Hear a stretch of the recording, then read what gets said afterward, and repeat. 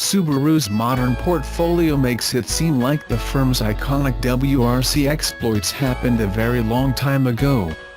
However, while niche high-performance models may now be a rarity, since the manufacturer ramped up its SUV focus in 2012, its sales records have been broken each year. The Japanese car maker's latest SUV, the Subaru XV, is significant because it, along with the new Impreza, will be built on the new Subaru Global platform, which will underpin Subaru's important wave of new models. The XV is a new car from the ground up, with this new platform, revised engines and transmission, as well as a fresh design inside and out in an attempt to make it competitive in a tough class in a way that the previous model never was. Dynamically, the revisions have made it much sharper to drive than its predecessor. Our time with the car was restricted to a short test track and an off-road route, so its on-road behavior remains to be judged. But on track the stiffer chassis makes it noticeably more agile than the previous model. Turn-in is especially crisper, body roll is well controlled and the steering has a good weight to it, although feedback remains limited. The naturally aspirated 2.0-liter boxer engine has had 80% of its parts redesigned and is said to be more efficient. We are still waiting for official numbers to see by how much. But while it feels more urgent in its acceleration, it still doesn't feel quick. There's no longer a manual option, but the new CVT is 7.8 kilograms lighter than the previous unit and keeps progress relatively smooth. You're better off keeping it in auto rather than using the paddle shifters to cycle through the 7 simulated gears. However, the engine still revs very harshly under heavy acceleration. In normal driving it's pretty hushed, and refinement is generally better for the new car.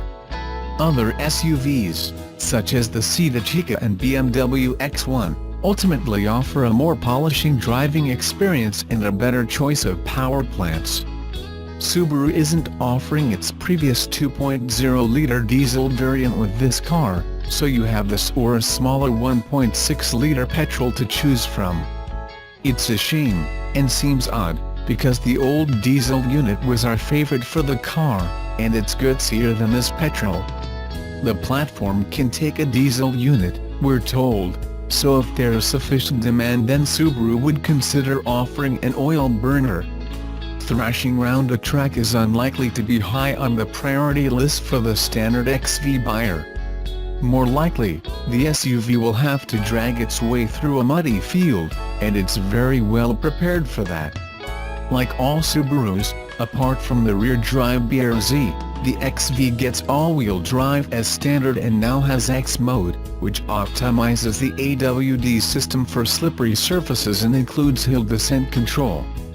It'll go farther off-road than most rivals, and that helps the XV stand out in a crowded class of style over substance competitors.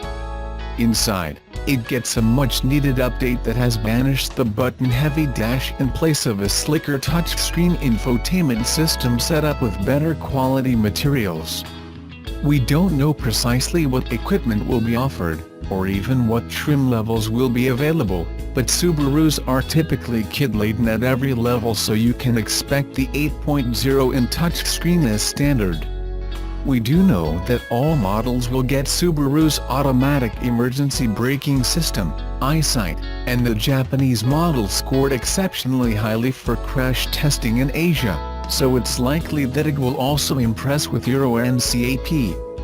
As for space, there's masses of legroom in the rear, but the boot is a little more paltry. While it is undoubtedly better than its predecessor, UK specification and pricing are yet to be announced, so it's hard to be definitive on where the XV lies among its current rivals. Its improved dynamics and genuine no-nonsense off-road ability give it a fighting chance of broader interest, although a lack of a diesel option could hamper its success in the UK. The all-new 2017 Nissan Armada was introduced last summer.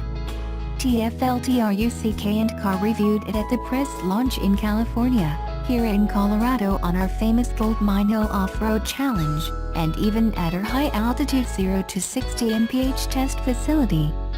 but this is the first time we gave it a real-world test, taking it on a 956-mile road trip between Denver and Buffalo, Wyoming and back, hauling a family of 4 in a week's worth of stuff. Nissan scrapped the old Armada based on the last-gen Titan pickup and made the new Armada out of its legendary Nissan Patrol SUV, which has given Toyota's Land Cruiser a run for its money for years. If the body looks familiar, it is. Infiniti, Nissan luxury division, started selling the QX80 version more than 4 years ago. The Nissan Armada Platinum Edition reviewed here came with a sticker price of $60,985.00, destination charge included. Yes, that is a lot of coin, but it includes a DVD player with 2 headrest video screens for the second row seats, acres of leather on the trim, dash, and seats, 20-inch wheels, vented seats, heated steering wheel, towing package, heated second row seats, power rear liftgate and power third row seats, 360-degree camera view, and more. Credit to Nissan for not shirking when it comes to value and interior luxury. Many of my family were flabbergasted that we were in a Nissan, not an Infiniti.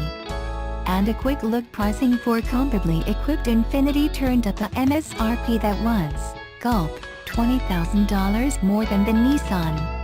Nissan's new 5.6-liter V8 powers the Armada, pumping out an 390 horsepower and 394 pounds-ft of torque that flows through a 7-speed automatic transmission to the 4WD system. Towing capacity is rated at 8,500 pounds. At sea level, Nissan claims a 0 to 60 mph time of under 7 seconds, which is fast considering how big and heavy this SUV is. Curb weight, 5,800 pounds. Andre from TFLTRUCK clocked a 7.5 second 0 to 60 mph time in the Armada here at 5,280 feet elevation. All that power was welcome out in the empty West where Utah and Wyoming have stretches of interstate with 80 mph speed limits that translate into people ripping along at 85. At those speeds the Armada hummed along easily at around 2,000 RPMs and did it despite hauling around 700 pounds of passengers and luggage and the weight of 26 gallons of unleaded gas that it was slowly using up. Really, the only evidence of stress came with the Armada's fuel economy. Over hundreds of miles at 75 to 80 plus miles an hour, the V8 averaged 16.4 mpg. By comparison its EPA numbers are 13 mpg city/18 mpg Hui/15 mpg combined. Not great, but not unexpected. When I got off the empty interstate and into stop-and-go city traffic, the sheer size of the 8-passenger SUV with its truck-like frame, height, and weight came to the fore. Sudden swerve-induced body roll and hard braking forced the nose to dive. I'm stating the obvious here, but this SUV isn't made for aggressive driving on city streets. Yet time and time again, I found myself lulled into thinking it was by how smoothly it rode and how easily it handled interstate cruising. I did venture onto several miles of gravel roads outside the Bighorn Mountains in Wyoming, but nothing that warranted locking the truck into 4WD or getting full use out of the vehicle's 9.2 inches of ground clearance.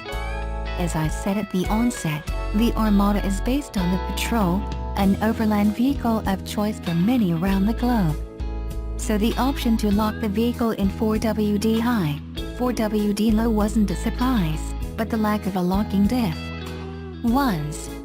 I've never gotten a straight answer as to why this is the case, but I'm going to assume that the available 4WD low gears are to facilitate towing, which I did not test, not serious off-roading.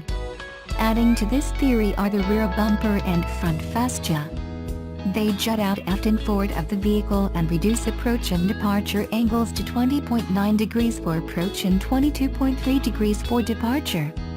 By comparison, the Toyota Land Cruiser's angles come in at 32 degrees approach/24 degrees departure. I welcome your thoughts on the issue. After climbing into the seats, and I do mean climb, of the Nissan Armada we entered a luxurious environment of soft-touch leather and quiet. I'm 6'2", and with the driver's seat set for me, my adult-sized kids in the second row had more head and leg room than I did. They had so much room that they curled up on the 60/40 split bench seat and fell asleep for long stretches of our drive. Third-row passengers are not afterthoughts in the Armada.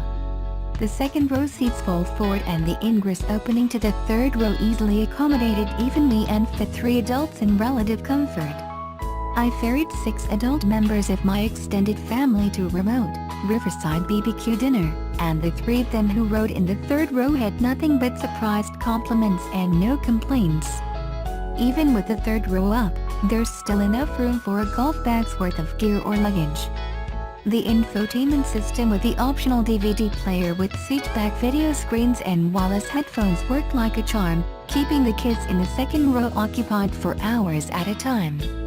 Gratefully, the system allowed my wife and I to listen to set radio or stream podcasts through its Bluetooth connection to a smartphone. I won't lie, the infotainment feature was number 3 on my list of reasons that I wanted to review this vehicle on the trip. The first 2 were passenger comfort and cargo space. One complaint and one wish: the system isn't as intuitive as I would have liked. We had to break open the owner's manual to figure out how it worked. And I wish the cabin had more USB ports than the one I found. Yes, it has 4 DC outlets, 2 of which we use to charge our smartphones with an adapter, and the Platinum trim has a 120-volt outlet, but still. With the third row seats flat, we had enough room to haul a week's worth of luggage and beer and wine and still see out the rear window. By my family's standards, that meant we could probably fit a month's worth of gear in the back without having to resort to a rooftop cargo box or trailer. But if I did need to tow a trailer, the Armada could tow 8,500 pounds of RV, boat, quad bikes or personal belongings. While driving the Armada around the city, I made good use of the vehicle's 360-degree cameras, especially when parking in tight spots. The camera button on the dash allows the driver to toggle between the front-facing camera and the camera on the right front wheel, as well as a 360-degree view. I first saw this camera system on the Nissan Titan Pro 4X full-size pickup to help the driver avoid hidden obstacles when rock crawling off-road. I didn't expect it to be just as useful in strip mall parking lots. Overall, the Nissan Armada platform offers a solid value for the money.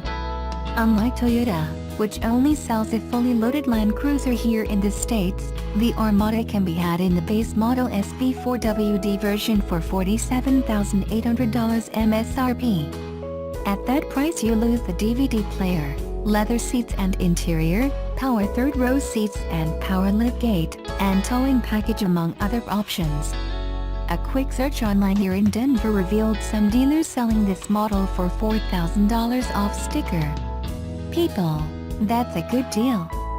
TFLCAR's take. You may not want to drive through city traffic every day in the 2017 Nissan Armada, but as a cross-country, interstate road trip machine for a family of 4+, it's a sweet ride that comes with the bonus feature of 4WD and the ruggedness to feel confident about seeing where those dirt road detours and shortcuts can take you. To see how the Armada handles going off-road, check out TFLCAR's Nathan Adlin as he tackles Gold Mine Hill.